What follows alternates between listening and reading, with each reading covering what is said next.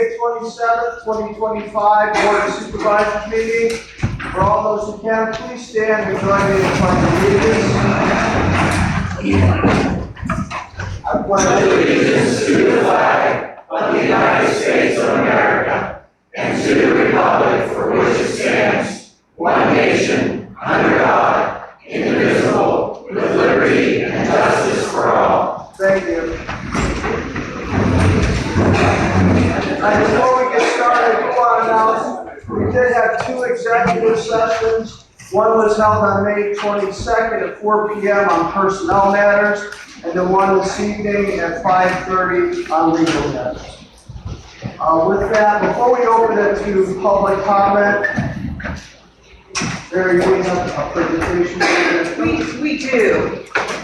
Are the women of Oregon here? They're here. Ladies, could you please come up here?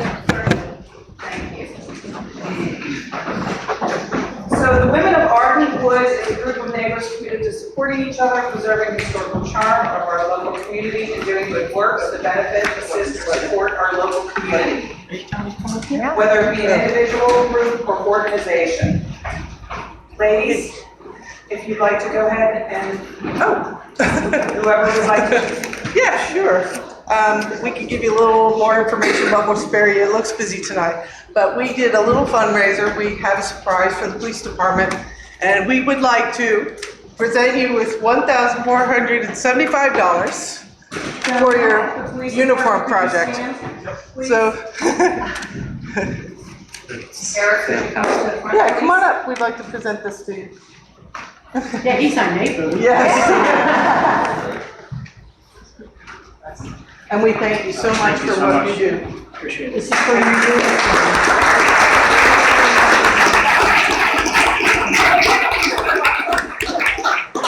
We appreciate you all very much. We know in a growing community it can get very hectic, but we're glad to be here. We love being here. We're proud to say we live here. And we appreciate everybody who serves our community. Could you introduce? Yes, I can. You just look busy. I'm Linda Lynch. I founded Women of Ardenwood. This is Beth Semke, Janie Dietrich, Sylvia Brackville, and Charlene Klaus. And we're all residents in Ardenwood. Awesome. Thank you so much. Ladies, if you would. Sure. You've done so many wonderful things. I'd just like to add this. You were a diamond sponsor of the Miracle on Main in 2023. You donated close to 100, mostly brand new coats for the free coat event. Correct. In the last 2 years, you've donated 200 backpacks and school supplies to Philadelphia area public libraries drive for foster children. Correct. In the last 2 years, you've donated snacks and various needs, notepads, pens, hand sanitizers, gift cards to Harmony EMS. And these donations were stuffed in new gear bags for the EMS members. And earlier this year, you donated approximately 100 items to Seneca Valley High School's no-cost-to-shop store. Correct. Coats, gloves, sweatshirts, sweatpants, etc. Yes. Very proud. We're very proud of our group. It's wonderful. And they're all because we're proud to be here. Thank you. We'll get a picture of them with the officers. That would be great. Yeah. I'll do that. Get all the officers together.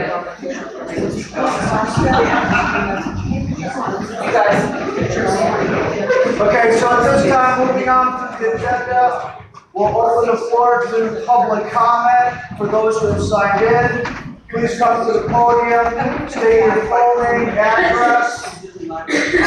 This is for residents and taxpayers only, and please limit your comment to 4 minutes, please. First up, we have Connie Dumoff.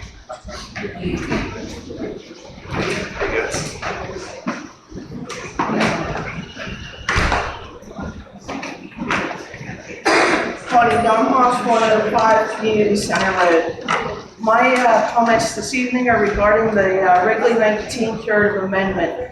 Approving this amendment will drastically change the landscape along the entire Route 19 corridor of the township.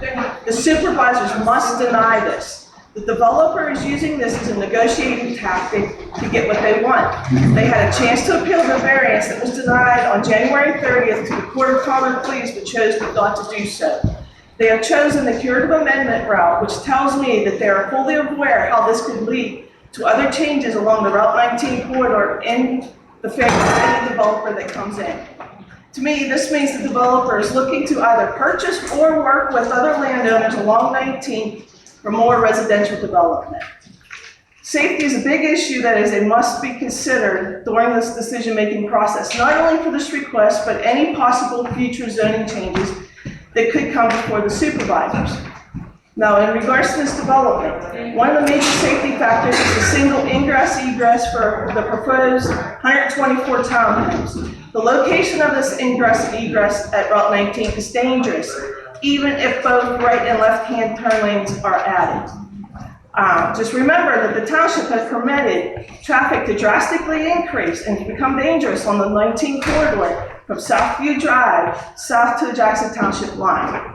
Now, on a side note, when Old Dominion was coming in and going to build their terminal at the same location, the traffic was going to be minimal coming in and out of there with the trucking terminal versus this development. Something else that maybe only a few people would have even thought about was the additional flooding that this development could cause downstream along Scholars Run and Connie Creek, including Harmony, Opal, Plum Belt, and Franklin Township. By the way, these storm water management systems do not work. No matter what they tell you, they do not work. The township must also be proactive to protect the current residents and not worry about developer profit. Does the township have a plan on how they're going to protect all the neighboring properties from any kind of property damages caused by the developer during the construction and any problems that will arise down the road? I hate to see the same thing happen to these residents that has happened to the many residents that have been dealing with the ongoing damages of Scenic Ridge and Orange Woods. Those folks are in the tens of thousands of dollars, if not hundreds of thousands of dollars right now. Remember, more residential, retail, and restaurant development equals more township expenses. The taxes from these developments will not be enough to cover the additional expenses caused by it. The township how is the township going to cover all the increased expenses without raising taxes? Because we're already seeing, 4 or 5% tax increase in school taxes this year. That's going to be an ongoing issue every year from now on moving forward, with all the development that's going on in Jackson and Cranberry and Forward and now here. Thank you. Thank you, Connie. Next up is Davina Myers.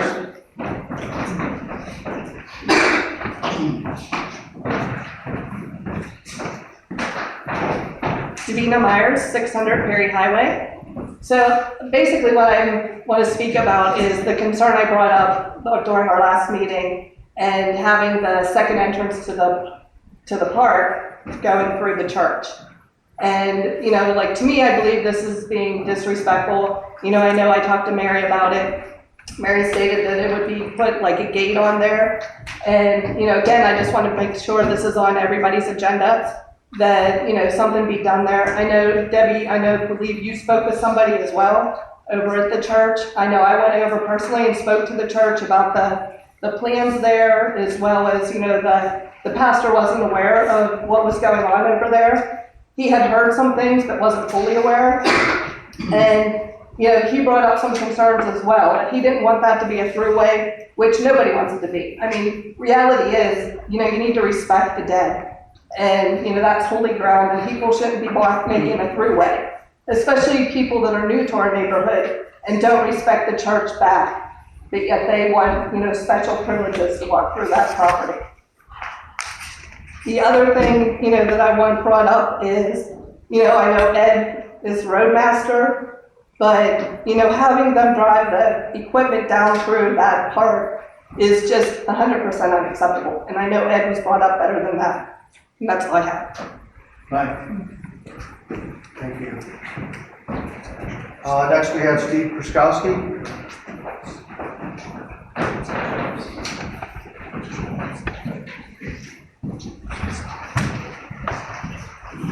Steve Kruskowski, 105 American School Road.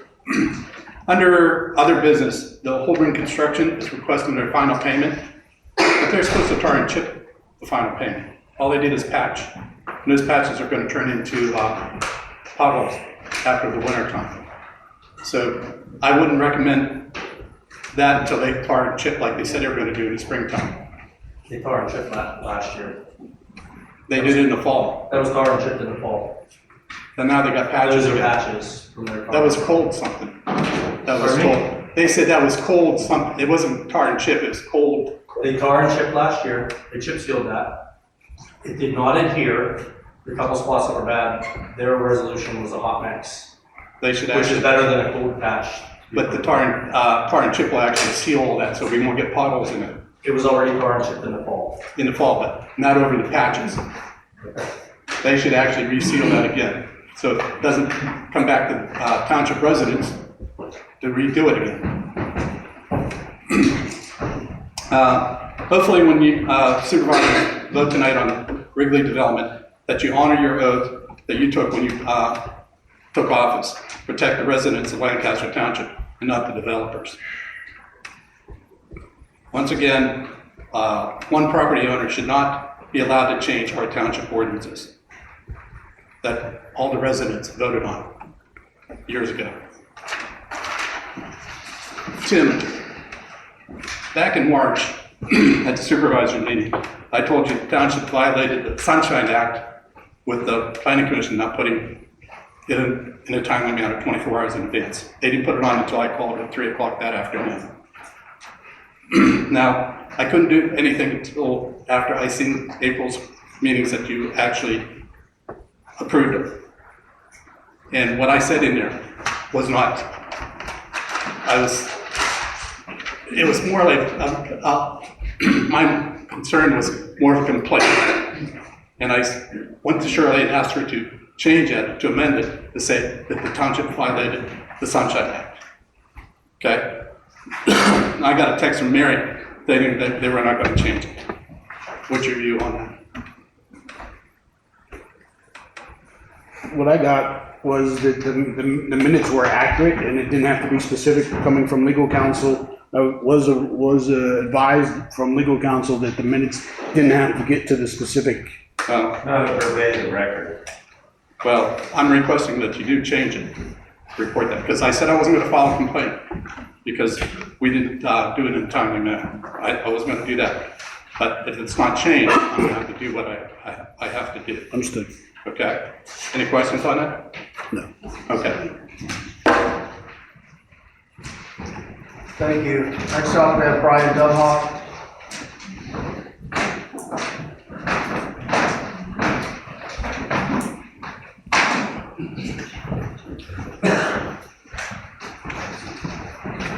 Brian Dunlop, 207 Saltworks Road. I'm here about, we need to change about letting all these developers come in here, sucker unions and bully unions to get their stuff passed. Because I could read you some stuff here from my trial here, that just, none of it it's just totally wrong. It's, Andrew Bull, Hanover Engineering, testified to construction of the basin. Mr. Bull confirmed the detention basin was presently designed as a sediment basin and was to be converted to an infiltration basin. Mr. Bull testified a variety of things that infiltration may one day have a clay core, but admitted this is not the present condition of the pond. Mr. Bull did not draft the original design of the basin, which it indicated. In fact, Mr. Bull admitted that the original designer of the basin was no longer employed by Hanover Engineering. Mr. Bull stated that not for present for the construction of the basin. He does not know how presently construction materials used in the construction. Furthermore, the clay core stipulated in the updated designs were not part of the original design. He could not say whether the appropriate materials were presently installed to stop the water from infiltrating. Mr. Boyle confirmed the development of the detention pond was cited for violations by the Pennsylvania Department of Environmental Protection. I'll skip some of this stuff here. Mr. Bull attempted to distance himself from prior designs, laying liability at the feet of the prior engineer no longer employed. Mr. Bull testified that springs were encountered, the project should have been paused, so the instruction of the springs and the handler design of the patient would be accounted. This did not occur. Finally, Mr. Bull testified he understood that Dunhall property was a natural drainage location. According to when the development was created, additional impervious surfaces on a large flat community would accelerate the water runoff of Dunhall property. Then Ben Schultz testified he was a duly authorized representative of Weaver Homes and supervised selected engineers, contractors for the project at Scenic Ridge. More specific, Mr. Schultz also recalled an initial meeting with Doug Dunhall, where he indicated within he occurred that the defendants would utilize the Dunhall property as a drainage area. Though he contested the term as leach field. Mr. Schultz also admitted working on the natural springs, though he testified, I don't know when questioned as to whether they interfered. Sir, are you reading from a case? Yes. Okay. Possible for you to supply. This is all under oath in Butler County Public Police Board. Is it? Additionally, are you able Brendan. to supply copies? What's that? Are you able to supply copies? I can make you some. I don't have any with me. Alright. Additionally, Brett Schultz testified the defendants never stopped a project and continued the project regardless whether the circumstances indicate that a pause is necessary, which is similar to this case. Mr. Schultz, though not an engineer or a licensed registered landscape architect, admitted to designing the spreader to alter the natural course of the springs. Mr. Schultz read into the record an email from the township engineer, Tom Thompson, which stated, "Well, it's a good idea to get the groundwater out of the proposed embankment toe. The proposed sump will create a saturated condition below the toe of the proposed embankment. This would create a global stability issue and issue for adjacent property owners. We recommend the groundwater seeps to be collected, outletted to off-site drainage through the adjacent property. This not can be accomplished in an all-up sump area design would be required. The stormwater basin would allow a 2-year storm event to infiltrate. The water would only seek further pathway to the toe of the embankment. The ability of the embankment could be jeopardized through saturation and all but internal erosion of the embankment soils. We recommend installing an impervious membrane in the detention basins that the runoff could be outletted off-site drainage. The construction of a 2H 1B vertical slope will result in increased sheet flow runoff to the adjacent property. The groundwater collection system could be modified to pick up the drainage outlet properly. Mr. Schultz testified that the township approved his plans. He did not install the impressed membrane or other recommendations that were provided in the above mentioned email. Mr. Schultz introduced multiple invoices. I'll skip this part. Then Patrick Cooper, a PE, PLS, and civil engineer, as to the construction of basin plant community. From the start, Mr. Cooper clarified that design has altered runoff and groundwater had to be addressed. A Manning's valve value of 0.013 was provided for the flow rate from Scenic Ridge onto Dunmoss property. The information used to calculate the pre-existing flows on our property, Mr. Bull previously offended water flow have been reduced by 90%. to the Weaver's plant community. Mr. Cooper, however, testified that the math used at the solution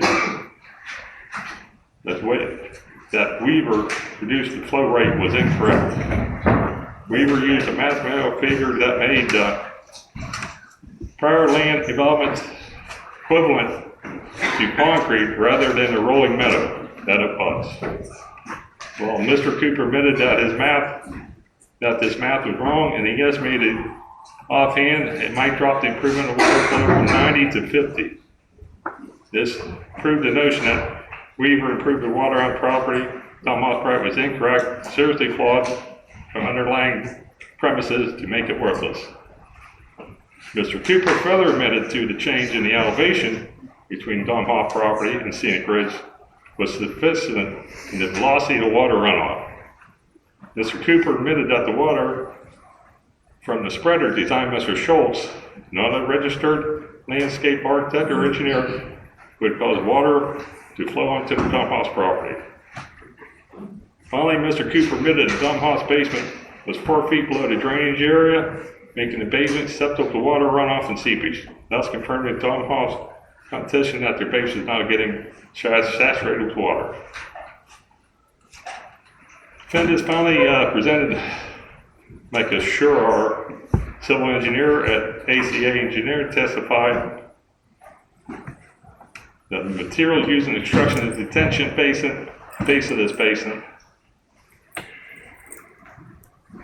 Ms. Shurar, I believe, testified that the water at the base of the detention pond did not run on property, but rather designed to exit. This information was directly contradicted by Exhibit B, which shows water being channeled onto the Don Hoff property to Mr. Scholl's testimony.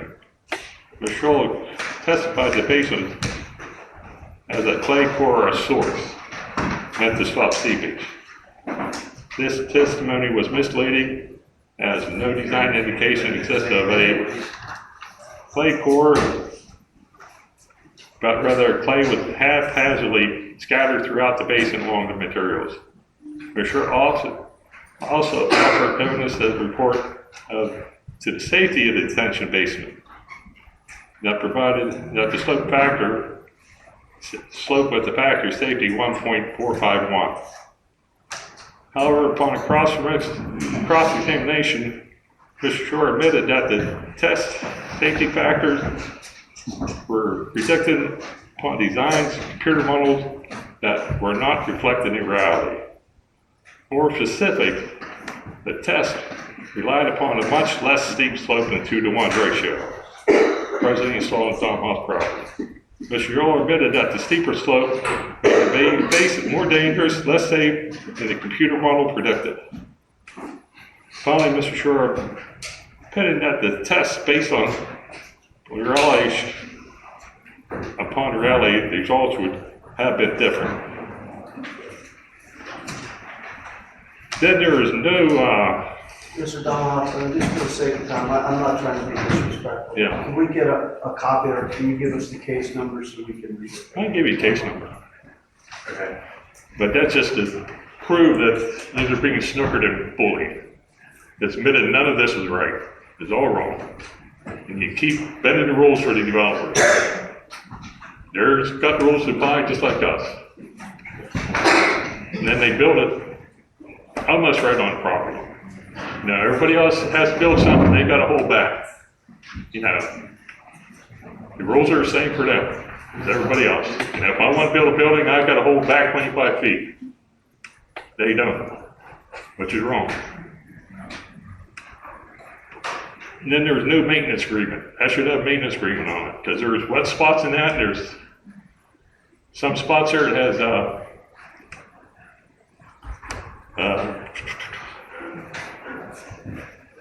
stuff growing out that shouldn't be growing on it. Then they back there dynamiting too. That's back when you guys had nothing to do with this. But the old supervisors supposedly went on a field trip for the casino that time. That was the same time, at the same meeting, it's all brought up. Then the township manager at the time and the police department told him, my brother and me were just being troublemakers. Because we fight this.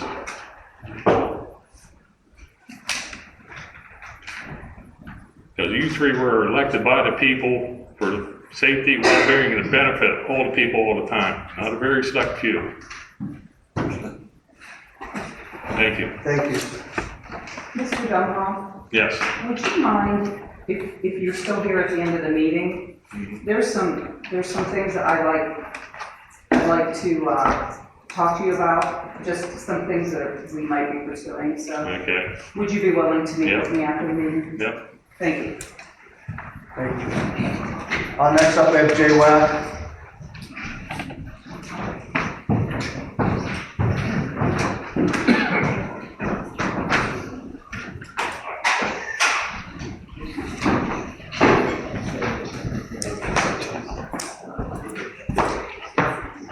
J. Wack, 477 Perry Highway.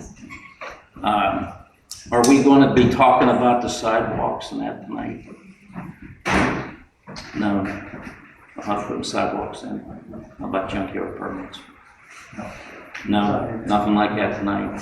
I seen it in the paper. Okay. Is it going to be up to some public discretion? Well, Sylvia, would you mention the junkyard permit just so? Yeah, I have a copy of it with me. The only thing Oh, we all have a copy of it, so. I'm sure. The only thing that changed in the junkyard ordinance from the original was 161.6, the license fee.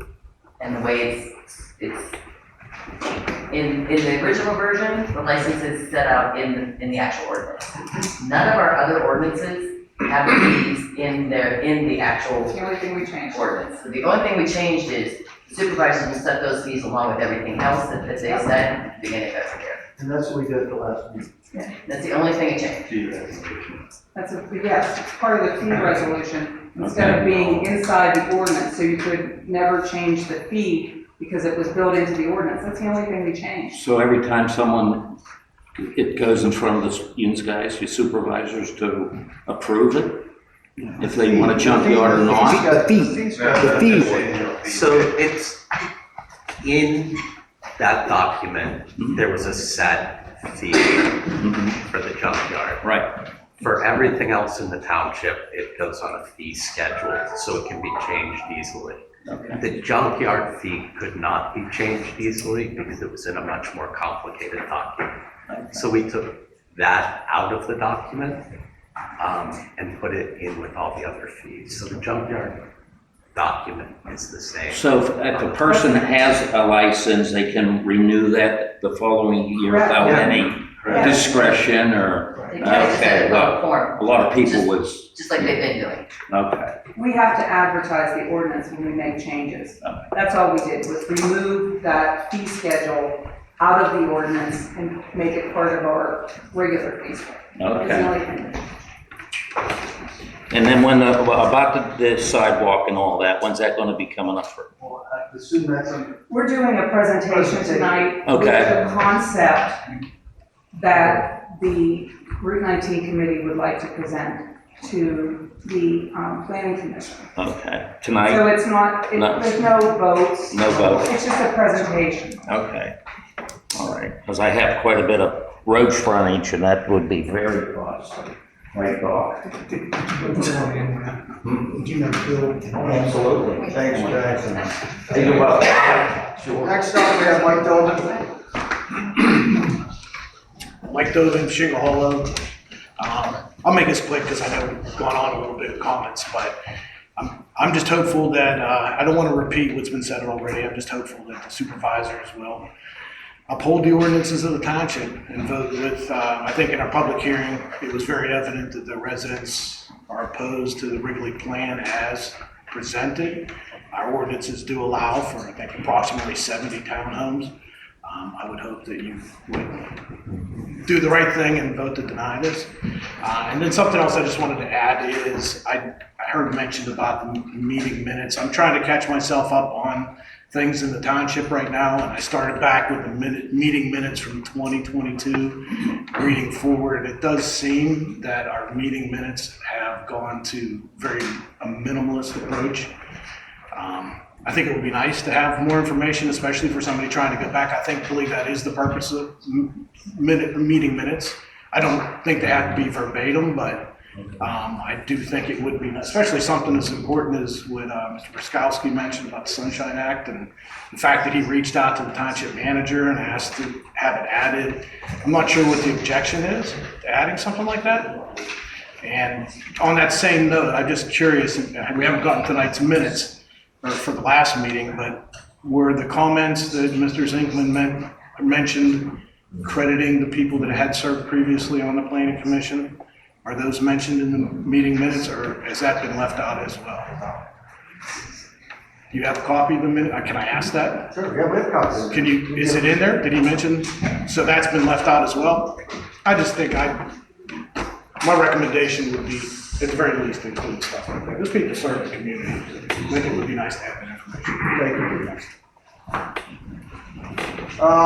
you. Next up, we have Mike Wagner.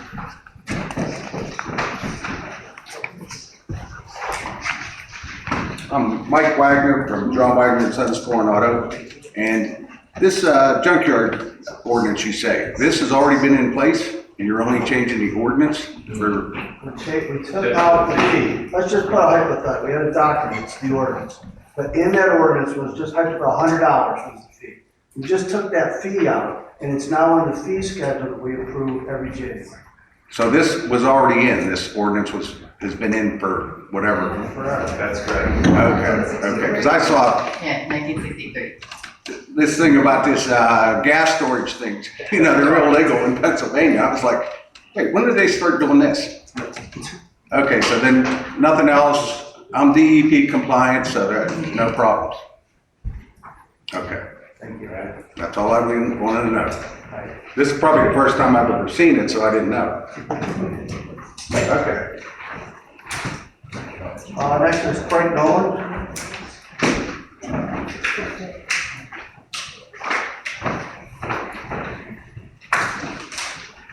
Yep, Frank Nolan, 565 Perry Highway. Evidently, I hear there's a little rumor that you all want to condemn my place or something. I'd like to know what the deal was about that. First thing on operated a rumor, and first I've heard of it.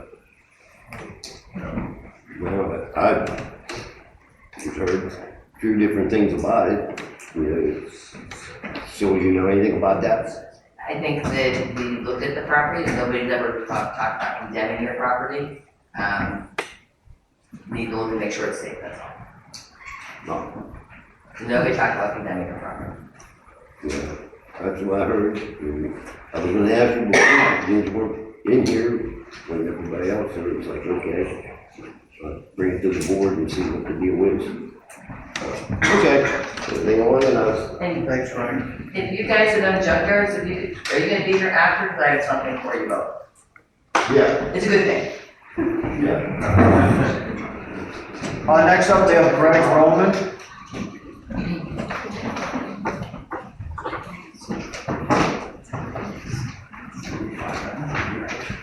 Greg Roman, 162 East Lancaster Road.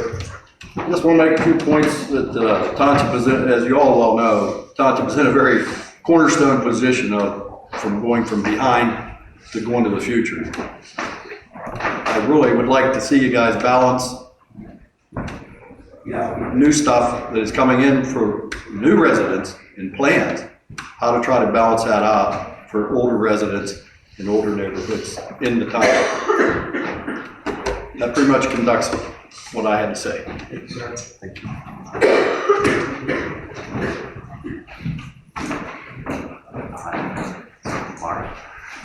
Yeah, I'm sorry, I can't read the next name. It's Mark, living at 579 Perry Highway. Mark Carter, I can't read your last name. Oh, did Mark leave? Yeah. Mark's gone. He's not gonna go. Mark now. Okay, that's all we have signed up to address the board of supervisors. So at this time, we'll move on to the consent agenda. Do the fee. Oh, I'm sorry, what do you have? Okay. At this time, we're going to do the Route 19 Design Committee participation.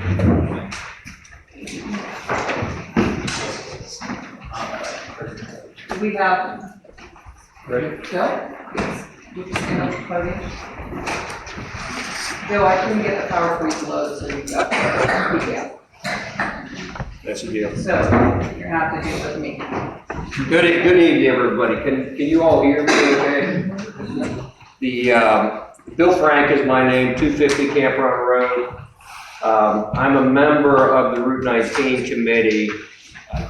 The Route 19 committee is made up of landowners along the Route 19 corridor, along with interested citizens. And we were set up with the goal being to recommend a streetscape program that will apply to new development along the Route 19 corridor with really two primary goals. The goals are to provide an attractive physical separation between Route 19 and any new project development and subdivisions that go in along the roadway. And also to help develop the image of the township in a way that is recognizable to travelers along Route 19 and help promote the rural character of the township. The slides that we have coming up here, and you'll see some of these might be a little hard to see on this small screen. We've got some drawings that are more general arrangement in nature, and then we'll give you some blow-ups so you'll be able to see. So don't panic if you can't see it. But the following slides will describe the plan that we're recommending to the Planning Commission. Back up one slide there.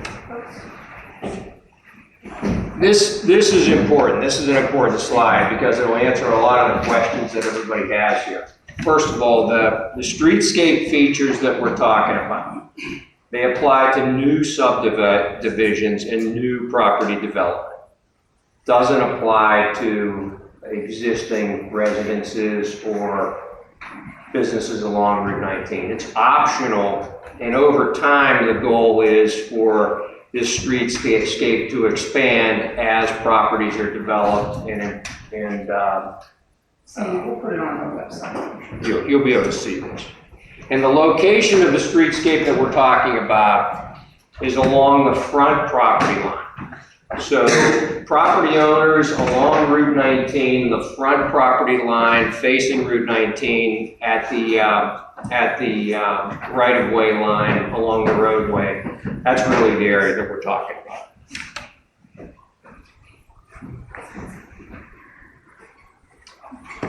You can move to the next slide. Next slide, Mary. I will get that. So what we've selected and we're recommending to the supervisors is a white horse fence concept with trees and shrubs. And the goal here is to provide a significant bang for the buck, where you'll get a significant visual impact from this. And it does help foster the rural character of the community, and it helps to play on some of the trademark sites around the township already, along Whitestown Road, along Camp Run Road, other areas in the township that utilize, where you see a lot of white horse fence. So as we talk through this, you'll see how this all comes together. Now this drawing, we'll show you some blow-ups here in a minute. But what's important about this drawing is in the upper right-hand corner, the upper right-hand concept plan. Along Route 19, there's currently the zoning ordinance requires a 50-foot setback to any new construction, and there's a non-paved green space area in that 50-foot setback. We're not touching any of that. What we're doing here is we're adding 10 feet off the the roadway right-of-way on 19, we're adding the streetscape features that we just showed you. We're recommending that, which would be the horse fence with trees behind and some shrubs in front. Now, the township supervisors have also asked us to include a concept for a walkway, for a pedestrian walkway behind that fence. There's an easement behind that, and we'll talk about that in a minute. There's a little bit bigger view. Sorry, it's still kind of small. But on the left, you see the roadway. You've got the right-of-way dimension and then a 10-foot space to the edge of what will be a 10-foot streetscape. So it's the fence with trees behind, shrubs in the front. We'll talk about the detail of that in a minute. And then the walkway easement behind that. The walking path concept is what the supervisors have asked for is a way to connect properties north to south. Ideally, as you get development along this roadway, you're going to want to have the ability to have pedestrians walk north to south, connect the adjoining developments and commercial properties, and to connect to points of interest along the way. That's the point. That's the idea of the walkway. It does not impact any existing properties. This is only new development and new subdivisions along the right of way.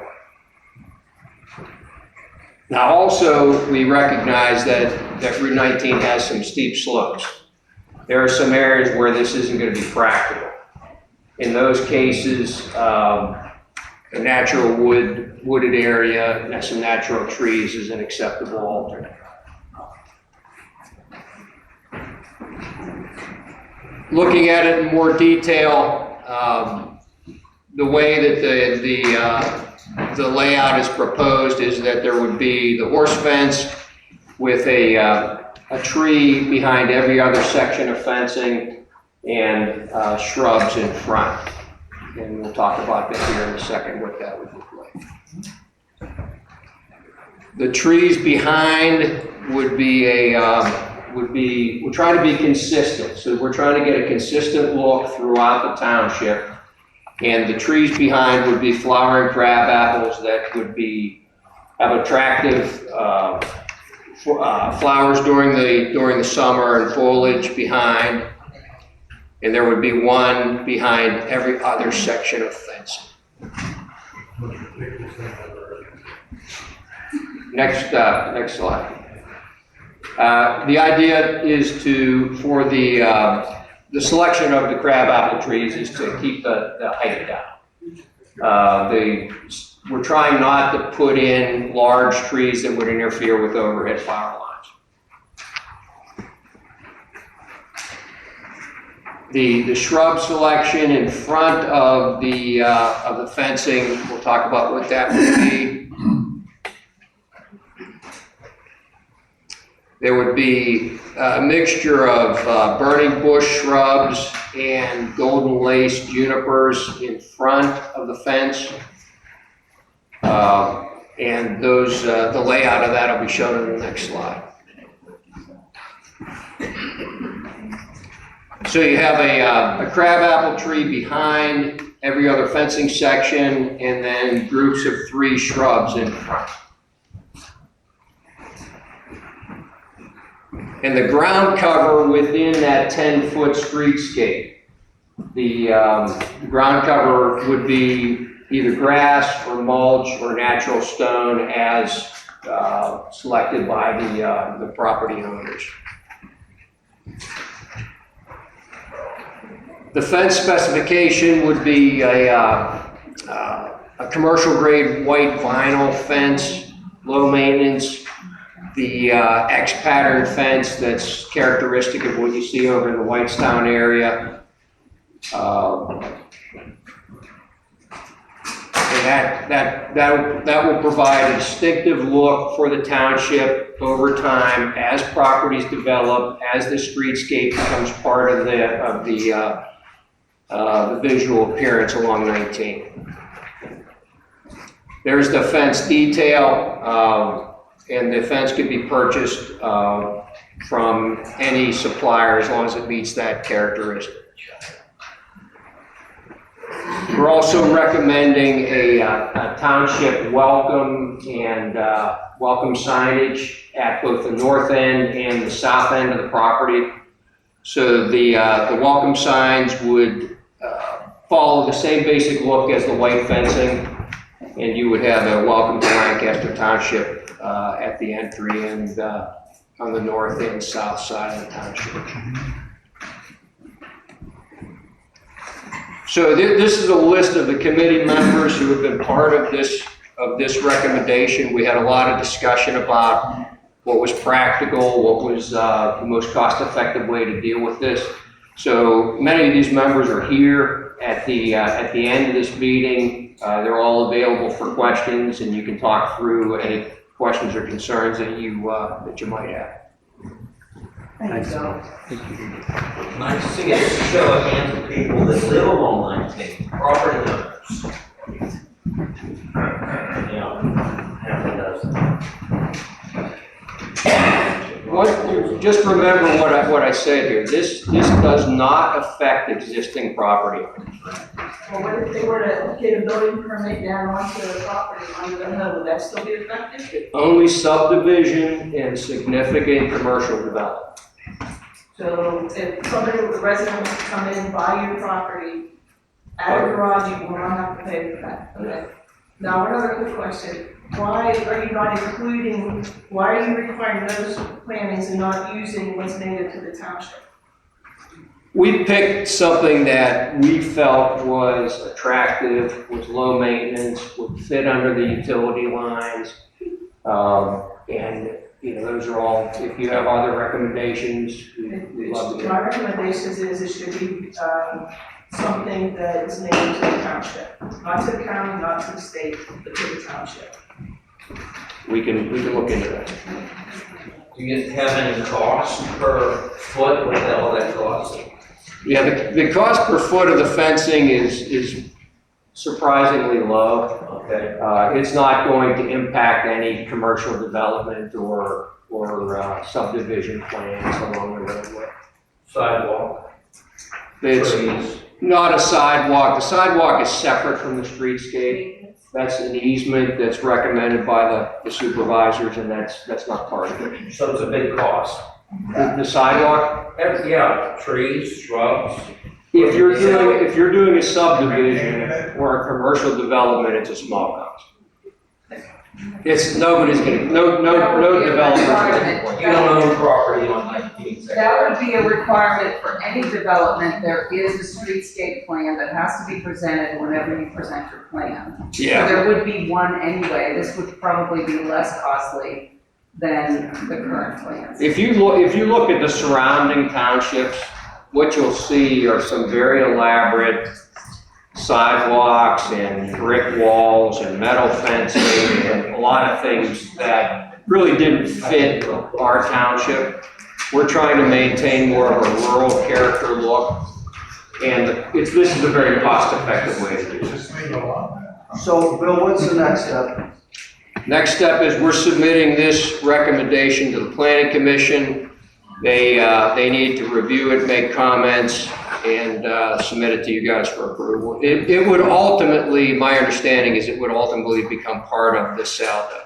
And in your, when you take it to planning, is there going to be estimated cost breakdown? We have the estimated cost. And just so you know, I mean, Andrew Matarko has agreed to do it voluntarily, so he's going to put it on his property. We'll see what the costs actually are, what it looks like, et cetera, et cetera. Wonder when that's gonna happen. It's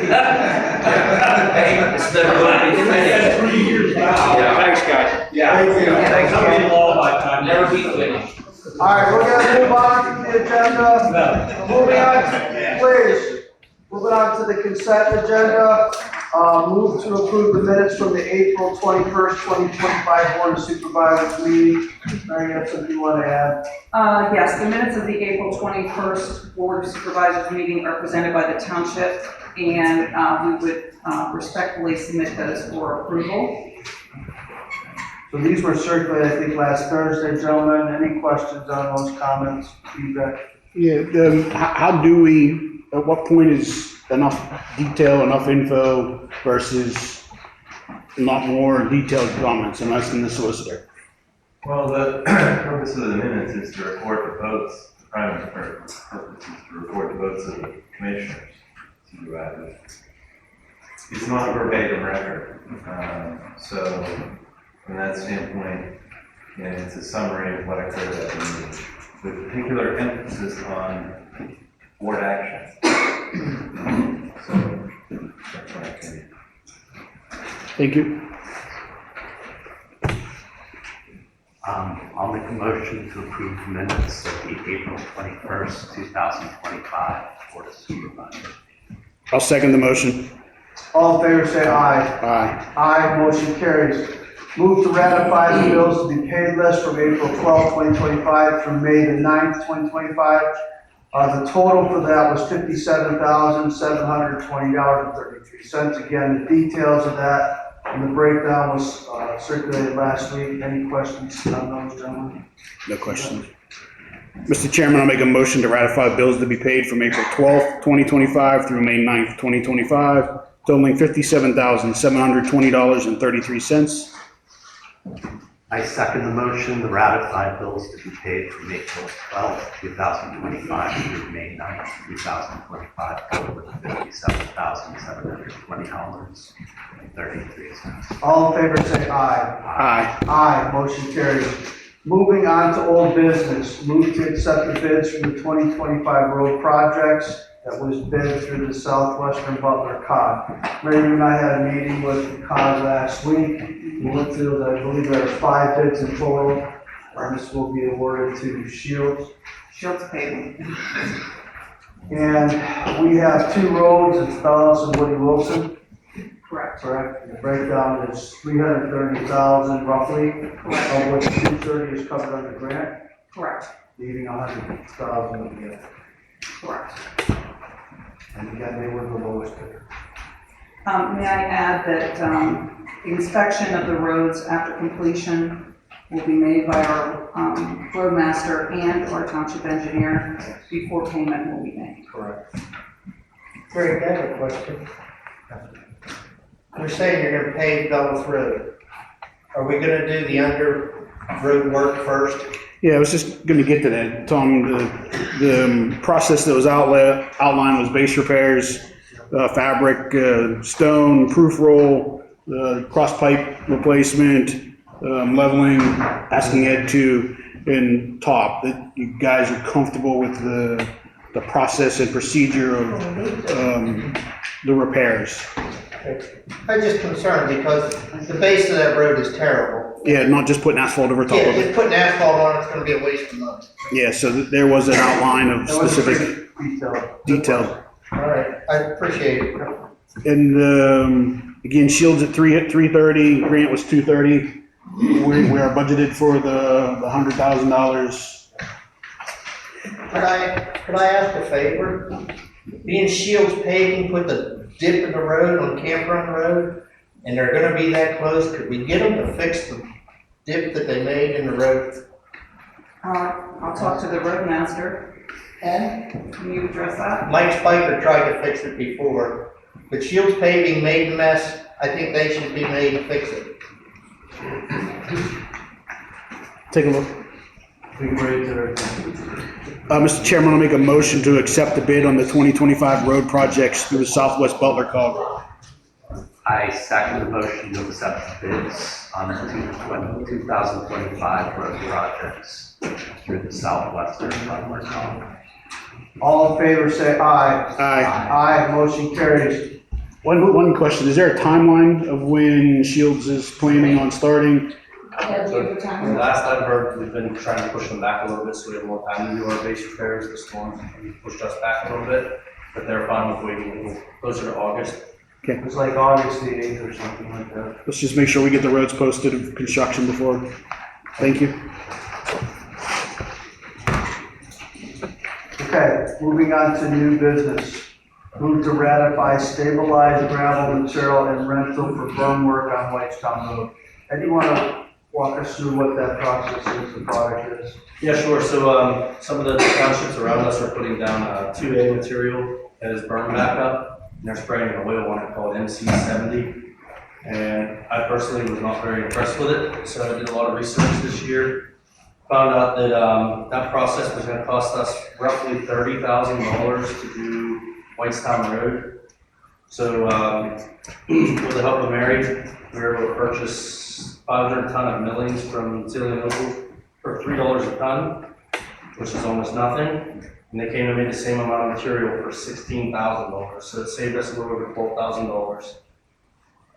It's kind of a material you're gonna compare to cold patch, but it's not cold patch. It gets harder, but it's the same process. They take material, they mix oil with it, and it goes down, and the more traffic that runs over it, the harder it gets. It lasts longer, and the fact that we use millings, it's gonna stay black and pretty long. So it's a much better decision for us. We spent a lot of time educating ourselves on this, and other townships around us are jealous that we were able to pull it off. Ed, could you mention that you used some material in Patch and Whitestown and how it held up? Yeah, so I went to another township in Beaver County and got a 5-gallon bucket off of them earlier in the year. And I wish I had gotten more off of them to try it, but we put it in one hole above the spring on Whitestown. And I took Mary out and everybody, and you put it in and it looks like a wet 2A, like a wet aggregate, and it just keeps getting harder and harder. You couldn't get that out of there now unless you had a machine. You couldn't get it out of that hole if you wanted to. And that's what our berms are gonna be. And hopefully to continue to do that in the future. So the cost of this is $16,550. That's the material and the equipment rental. It's covered for CoStar. It goes through CoStars. Gentlemen, questions on I make a motion to ratify the stabilized gravel material for berm work on Whitestown. I'll second the motion. All in favor, say aye. Aye. Aye, motion carries. Move to approve the support of the Butterfield field improvements. The organization rents it, the baseball or softball team is given an estimate of about $1,800, of which 440 is a porta potty. I believe we split that with them last year, 50-50. So, We did not split it last year. We did not support it at all. any thoughts on that? Yeah, the 1856, right? Infill dirt, fence repairs, backstop repairs, porta-john, cost of the porta-john, some costs for maintenance. And is the, have we entered into an agreement with them in 2025 or did the agreement we have with those that ever agreed to Correct. We got an automatically insurance renews? certificate. And the church league will continue to utilize the field, right? That's what this is for, church league. Correct. The park committee asked us to bring this to the board because the request came through them to the administration and on to you. So yes, they're requesting help with infield work because they don't have the financial means to do it. I'm certainly in favor of supporting the porta-john portion as other people use the park. And honestly, that's the group that came in and spoke to us. Yes. I wanted to, I could address a few things from the park committee about that. If you- Sure. Just give me a minute.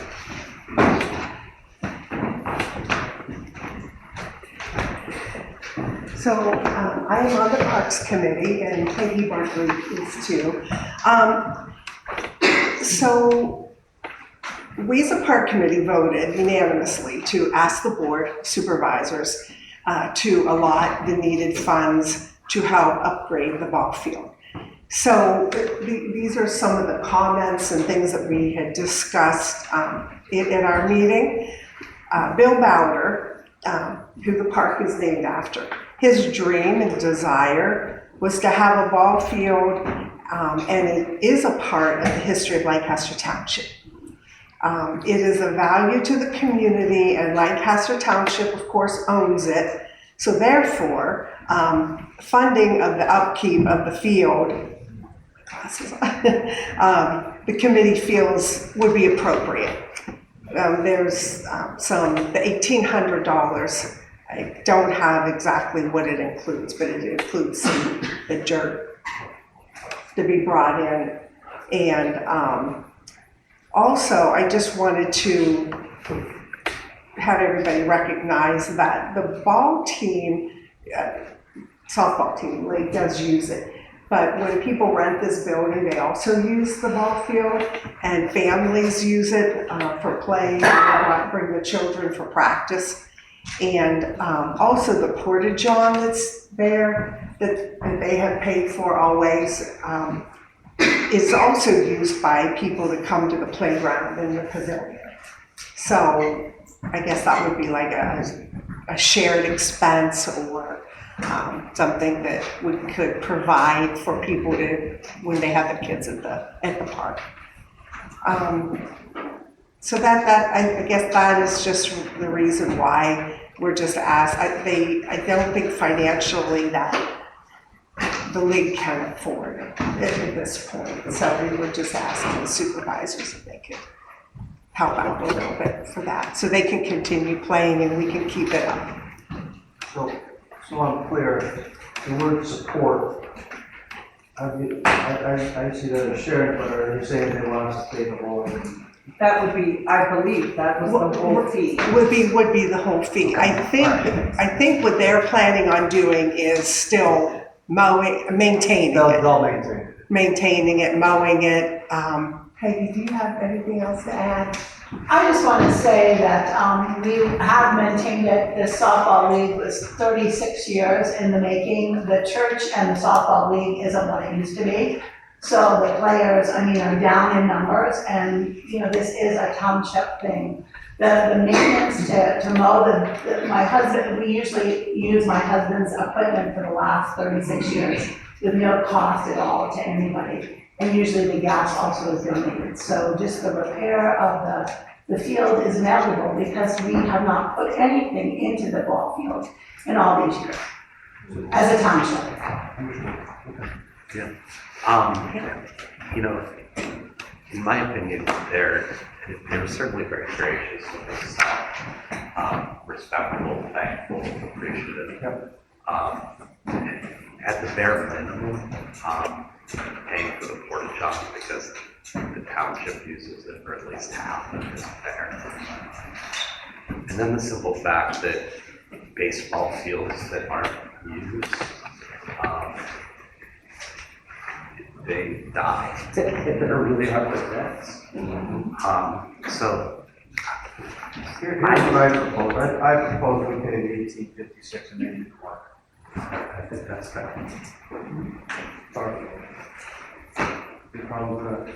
No. I'll make a motion to approve the support of Bowder Baseball Field improvements at the amount of $1,856. I'll second the motion to approve the support of Bowder Baseball Field improvements for $1,856. Contingent on them doing the work. All in favor, say aye. Aye. Aye, motion carries. We already did the Route 19 presentation. Moving on to agenda item 6, other business. Move to pay Holman Construction second and final pay requisition for West Lancaster culvert replacement. If I recall, the original tab on this was $174,000. Right, we paid them. No, it was The original tab was 184. We paid 174, but we had a change order that was 9,000 something. Correct. Can we make that payment contingent and then come out and look at doing stuff? We are requesting that we hold the payment now anyway. until they've made the improvements that we're requesting of them. Any questions on that? None. Mr. Chairman, I'll make a motion to pay Holbein Construction their second and final pay requisition, the amount of $9,184.55, contingent upon the check is held until all work is complete. I second the motion to pay Holbein Construction their second and final payment requisition for West Lancaster culvert replacement, contingent upon making sure this comes to our satisfaction. All in favor, say aye. Aye. Aye, motion carries. Move to permit Sergeant Cornell to attend Pennsylvania Chief of Police Conference. Mary, we talked last week, that's $2,000. Yes, approximately $2,000, it might be less than that. This is a great training opportunity, it's budgeted. What's it about there? What's the reminder? Sergeant Cornell, will you? So basically going to be showing the new Throx policies coming out, procedures, everything that's taking place in Pennsylvania and all the guidelines. Yeah. Where's the conference? Lancaster County. Thank you. I'll make a motion to permit Sergeant Cornell to attend the Pennsylvania Chiefs of Police Conference. I second the motion to permit Sergeant Cornell to attend the Pennsylvania Chiefs of Police Conference. All in favor, say aye. Aye. Aye, motion carries. Moving on to agenda item 7, planning, land use and zoning. So the curative amendment for section 300-20E10 of ordinance 89. So through this process, this has been presented in front of the work planning commission, we discussed it a few times. We had a hearing, public hearing, what, 2 weeks ago, yesterday? For clarity, this didn't go before, this particular curative amendment did not go before zoning hearing. Was this, that's it, this was a complete. That was a completely different, yes. Can we actually pause there? Can you explain the difference in the process between the zoning? Yes, the zoning hearing board had one question in front of it, and that was if they Wrigley wanted to change the 40-foot setback, front yard setback to 20 feet. That was the only question in front of the zoning hearing board. That's the only question they were on. They didn't say you can change it to this or this. That was their question, it was that narrow. And they said no. On the 20-foot front yard setback. That was it. So this is a whole different. So based on the zoning hearing board denying, can we use that information to deny the curative amendment? It's a separate process, I mean. Well, I guess we're asking these questions because everybody associates Wrigley, just the name, and thinking everything that has happened is the same photograph. I mean, it's a separate process. So the curative amendment process is a frontal attack on the ordinance, which says that the ordinance does not provide sufficient higher density housing. And my concern, quite frank, is it's going to be tough to defend the township. And I like to win. It's tough to defend one because the ordinance is restricted in terms of density. Unfortunately, or fortunately. So that's the concern I have. So what's the process if? Well, they can appeal it to court, Butler County Court. Okay. And then it goes from there. The judge would make a decision on the case. And if we lose, it could, I mean, the potential is it could be higher density. And that's the concern I have than what is proposed here. Again, I'm being frank about this. No, I know. In higher density, I mean, I think we looked at surrounding areas already for 8, 12, 16 units. In some of their zoning areas, it was 4, but yes, in many of them, it was 6 to 8. Some are unlimited. Didn't have any. But the way our ordinance is written, we have holes in our ordinance. Exactly. And that's the concern.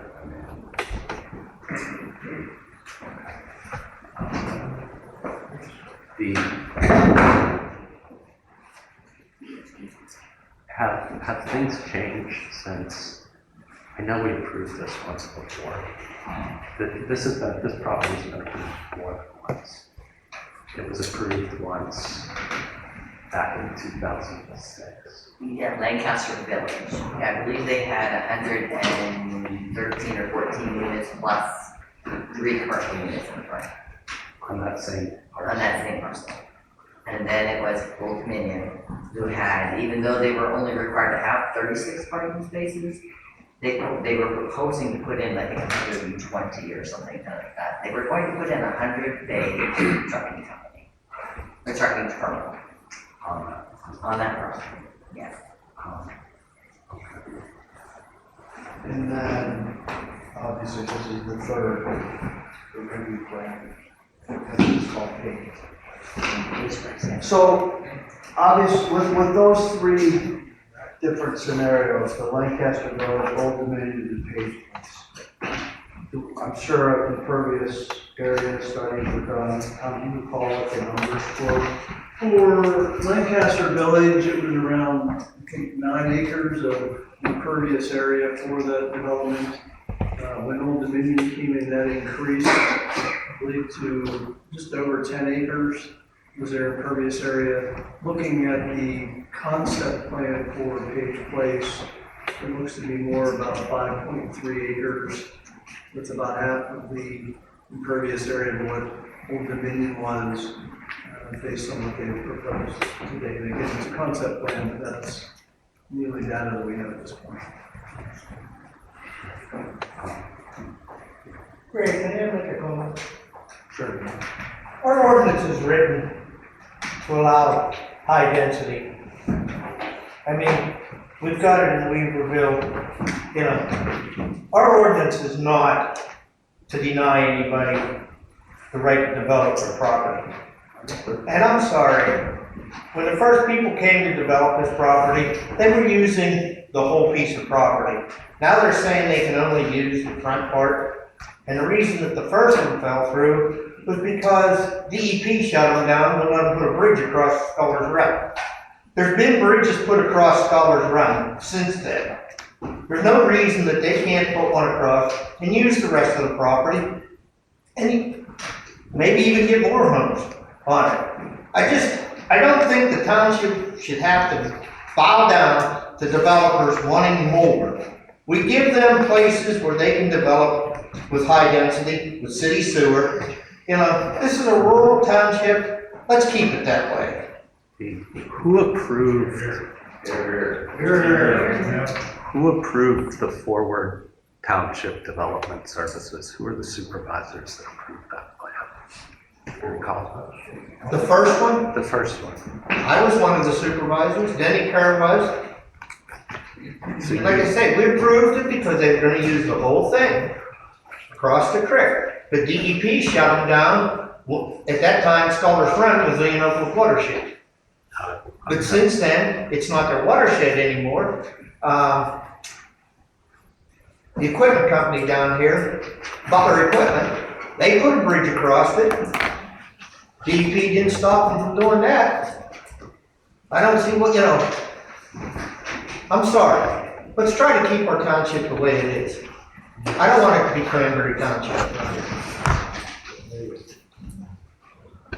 And I don't think our ordinance is that badly written. Just some high-priced attorney wants to try to challenge us. Well, I mean, the concern I have is that we're gonna challenge it, there'll be legal fees challenging it, and we'll lose. So I mean, I don't mind representing the township, and Well, obviously, we'll put on the best case we can, but I'll be frank, it's throwing good money after that. Chances are we'll lose. 50/50. Or we'll end up with the same plan that's before the council or supervisors tonight. And you'll pay legal fees. Can the residents appeal this decision? Can they? Yeah. If they were Can we appeal it? Good question. If they were a party at the planning commission. Potentially. Can you clarify? Yeah, can you say that again? By a party? Say that again, please. Well, if you go to the planning commission and you say that I challenge this, let's just take a variance case, because that's an easier scenario. So not the planning commission, zoning hearing. Zoning hearing board, right? But this is planning commission, because it's period, not period, not. But if you're in front of the zoning hearing board on a variance, and you challenge the variance, you're on the record challenging it. You can appeal it as a party.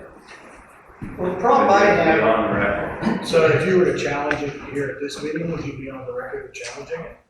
No, but they don't put that in the minutes. Oh my, it's the. No, they don't. The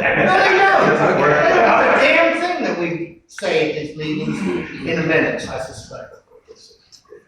Is that an option, to challenge it at this meeting? I mean. You request to be on the record? If that's your wish. No, I'm asking you as a legal professional. I can't render that legal advice to you, but I can't tell you not to either. May I ask a question? Yeah. Since we're going down this road, if you're challenging, so you would sue the township individually? I'm trying to figure out what he's saying. Is that what you're saying? If they challenge it, they could sue individually if we grant it? Correct. Is that what you're saying? So it would be an individual suit, it wouldn't be, the township. the township wouldn't pay it, you would pay it as an individual. That's what I was trying to get to. Okay, so if a group of people in this room want to challenge it, would it be considered a class action then against the township? Yeah. And I don't think anybody here wants to sue the township. I can't speak for people. It's not a class action, it's not really a suit against the township. Okay, I thought that's what she said, okay, so. I mean, it is and it isn't, it's not a lawsuit against the township, it's an appeal. Yeah, I mean. It's an appeal of the decision. How much are we talking about for legal fees? He's lying with that. It just depends on what. The filing fee Well, maybe we is should- like 173 something. Maybe we should see what the supervisors vote for, and then maybe we can ask that question. Would that be better rather than waste time? We don't have, time is not on us, so we can't table this to, we're under the clock after the hearing. Correct. We requested an extension from them just to allow us to vote tonight. And they had. We owe the answer by Friday. Right. Just one more question on it, right? So since I did present legal precedents for this, and this apparently is very common practice for curative amendments to go to the district court and state court and lose. Almost, it seems like 90% or more of the cases by developers appealing a rejection, a denial of a curative amendment. In fact, it was a big article in the recent legal paper in Pennsylvania stating that this is a very tough road for developers to go down. And our ordinances do not, and I presented that information, I said the wrong township, I think I said, I don't remember what township I said, but you have the information. Why do you think that it's unlikely to be that? Because that seems to be different from what the legal. Well, because this is a more restrictive ordinance. Supervisors, you do know that you can have another executive session prior to the vote if you choose to. No, I've already thought about that. Okay, like right now. that's fine. We're gonna go, you guys want to go? The problem I have, this doesn't just affect this development. If this goes through and you approve it, it changes our ordinance for anything down the road. Well, but we're in the process of, we're in the process of changing the ordinance. So this one, to answer your question, that's a good point. This one would call it grandfather, right? Right. But it wouldn't be precedent moving forward, provided we come up with PRD quickly and change our ordinance, which would approve it. So that means that this, if they submit after this, after the curative amendment is passed, they could build their plan, but the planning commission is working on their PRD right now. So they're rewriting this out of the PRD, and when they get done with that, and it's approved by the board of supervisors, then that will become our PRD. If it's more restrictive, less restrictive, whatever it is. But Wrigley won't be able to build what they want, but anyone else going forward that submits after the PRD comes in will be restricted to what? The new ordinance. Yes. But in between now and then, maybe it's a legal question, if somebody does, say it takes a year and a half, 2 years to get a PRD approved. Anybody that comes in between then and now the ordinance has changed, so they can do it. Is that correct? No, that's correct. Okay, I just want to make sure that. But we have to, go ahead. No, I guess this only applies to the mixed use area. Well, if they state that, they can clearly state that. Okay. It's in their application. Yes, I understand that, but I thought between now and then. We understand the urgency of completing the PRD and so because we're up against it. I understand. Have any of you driven in a meter plant in Cranberry? It's disgusting. I'm sorry, it's disgusting, and to try to work in something like that, you can't park a vehicle anywhere in a driveway and work. I'm sorry, the 20-foot setback is just gonna destroy this township. And I'm sure with your new PRD, you're gonna have to go with that, being that they're. We don't have to. All right. So you want to step up? Would you like to get through the rest of this and then table this until that, and then you can get through the rest and then. Let's wrap it up. Just do it. Yeah, just do the vote. That's why we're here. Yep. Let's vote. Stay in there. You only have the other. I will go to those four. So we have three vacancies coming up on the planning commission. First, we want to accept Sylvia Wax's resignation from the planning commission. That's effective May 31st, 2025. Sylvia, how many years have you been on the planning commission? Oh God, at least 15. Planning commissioners serve 3-year terms. Well, first we want to thank you for this. It's not easy. A lot of time dedicated. Thank you very much. Greatly appreciate it.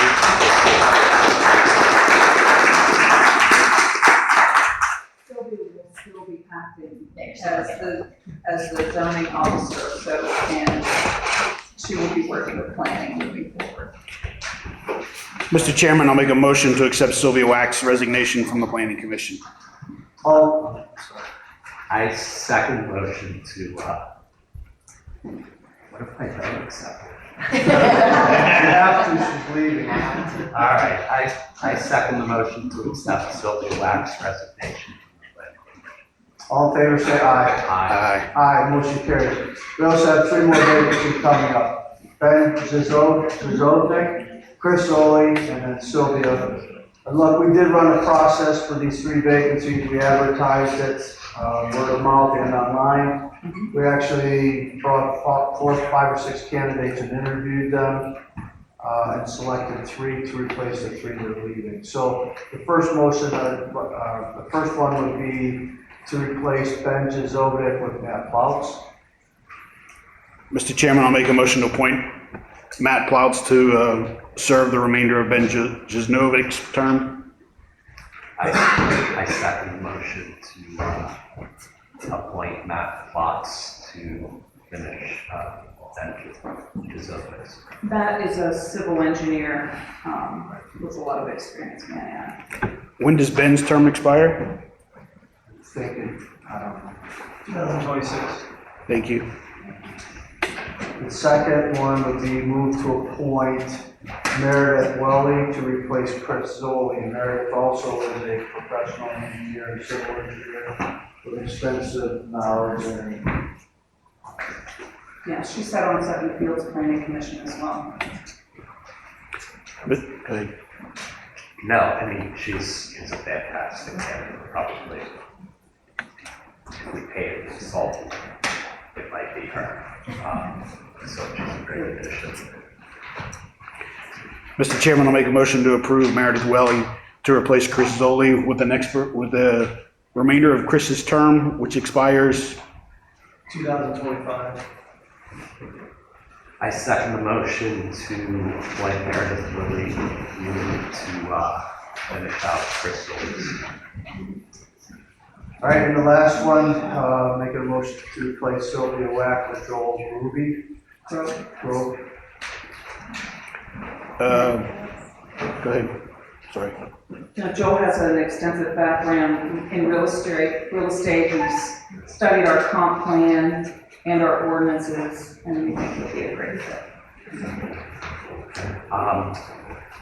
I agree with you as well. I make a motion to appoint Joel Grovey as a planning commission member to replace Sylvia Wack. Term expires 2025. Thank you. I'll second the motion. All in favor say aye. Aye, motion carries. Real quickly, building permits issued in April 2025 was 19. Year to date, we're at 38. Down significantly from last year where we were at 65. So that's down 27. Building permits are 42%. It's a pretty big hit. Quickly, before we do take the executive session and come back, give a ruling on a curative amendment. Got anything to add this evening? No. Mary, anything else? I'm not going to add it anymore. Shirley? No. Okay. Tom, is your report? Police report, Mike? Had anything else to add? Sylvia? No, I don't, we attended PSAT, I'll give a report on that. Alright. We'll be back, we'll take a brief recess or executive session, be back in 2 minutes. What's the matter, Al? I think I hate all of them.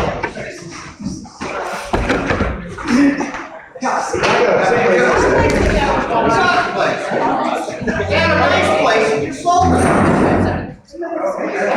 For 2 years. I had a nice house down there, you sold it. Beach Ridge Road. Mr. Dunlop. I don't know, it looks like a pretty nice house. Is there a printout of that anywhere? Of what?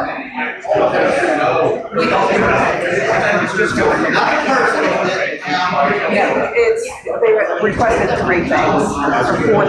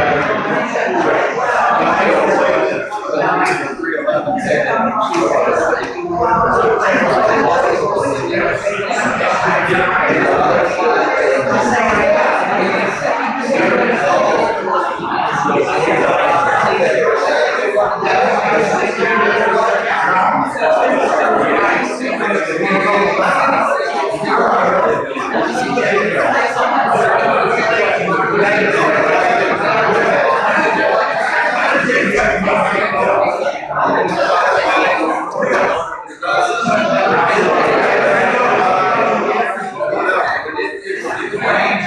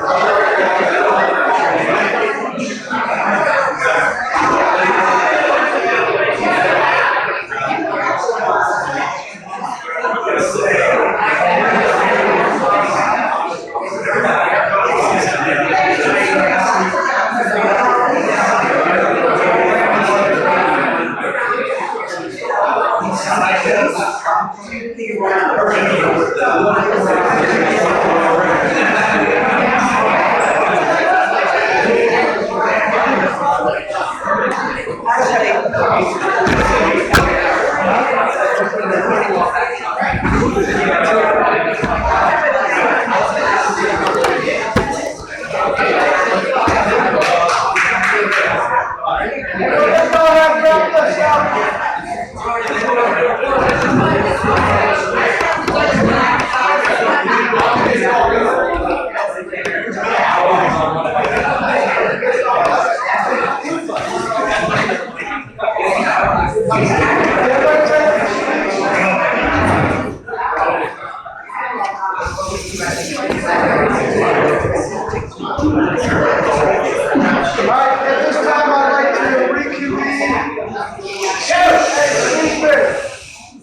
At this time, we're going to reconvene the Board of Supervisors meeting.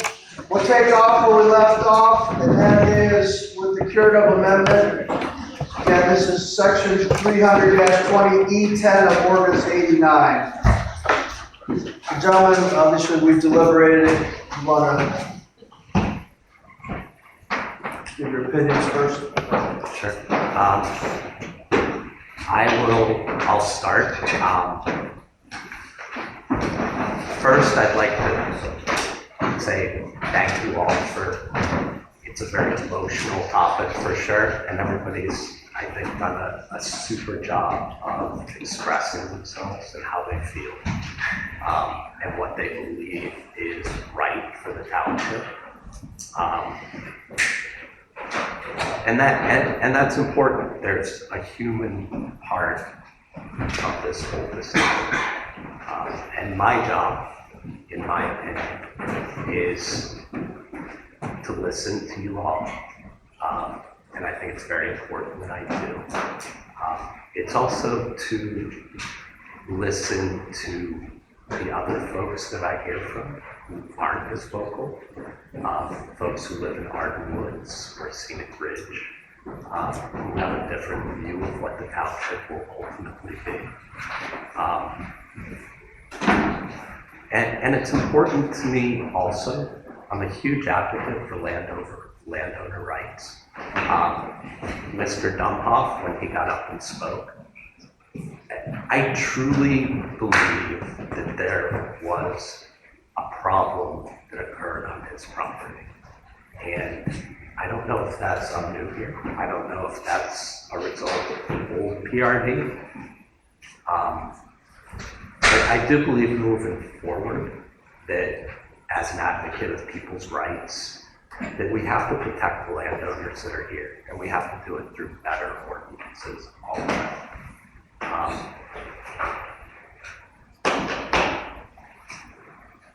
And I think the way to do that is to look at our ordinances and make them stronger. So I'm interested in protecting landowners who are impacted by the developers. But I'm also sensitive to Mr. Wrigley.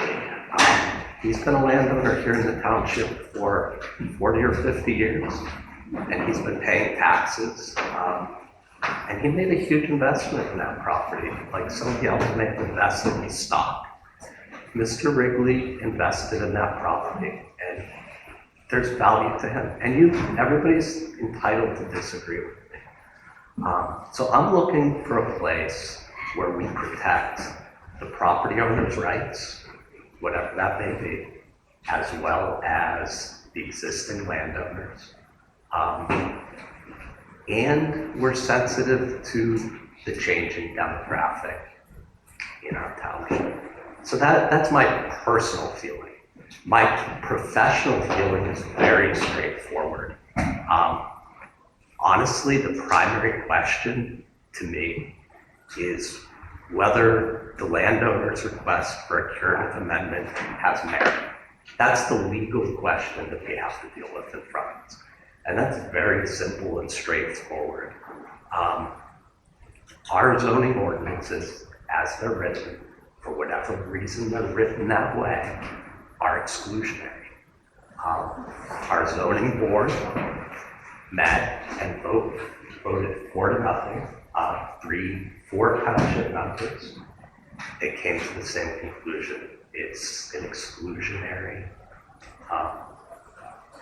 zoning ordinance. We consulted our attorney.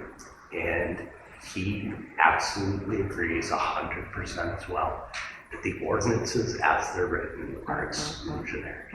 I believe if we go to court, we will lose. And my job again for the township is to vote, taking all of the information that I have to make the best decision. So I vote to approve the curative amendment. You want to give your opinion, Clerk? Yeah, I think I'm similar but different than Rich. I think over the course of time, and this will be potentially the third time the property's been approved, there's less disturbance this time around compared to what was there in 2006 and Old Dominion in 2022 or 2023. And I realize the risk of the appeal and the dollars that are tied to the appeal process. But I'm looking for a plan with something different. 124 townhouses, the conceptual plan that I have seen, I don't believe, my opinion, adds character to the township. My vote will be no. Short and sweet. All right, I feel the same way, Rich. Look, I'm sensitive to the landowners, people who've been here for a while. But look, I see holes in our ordinances. I think we're vulnerable. I think if we do deny this, then we'll go to court. I believe we'll lose. I also believe that results in us getting the same things already proposed, if not worse. I look at the things that we've approved in the past, Lancaster Village, Old Dominion, Page Place, Wrigley. I think I see it as the lesser of the three evils. So my head's are is that we approve it in the best interest of not getting into a lawsuit and spending money. So with that, I'll make a motion to approve the curative amendment, section 300-20E10, ordinance, which is ordinance 89, with the following 4 items added. The permit will permit 2,800 square foot per lot, permit 25-foot setback, permit a 15-foot side yard setback on the end units only, and we permit 3.25 units per acre. And again, we also understand.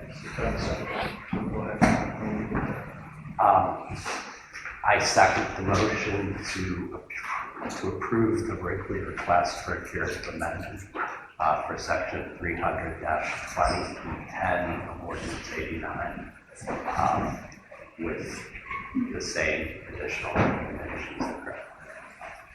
All in favor say aye. Aye. Aye. All opposed. Opposed. And look, we understand that we have to put on a gas and PRD in the ordinances. Mr. Chairman? We get into the attorney? Yeah. Mr. Chairman, now I put on a record that I would like to appeal this decision. Yes. For the township residents. I'll make a motion to adjourn. I'll second it. All in favor, say aye.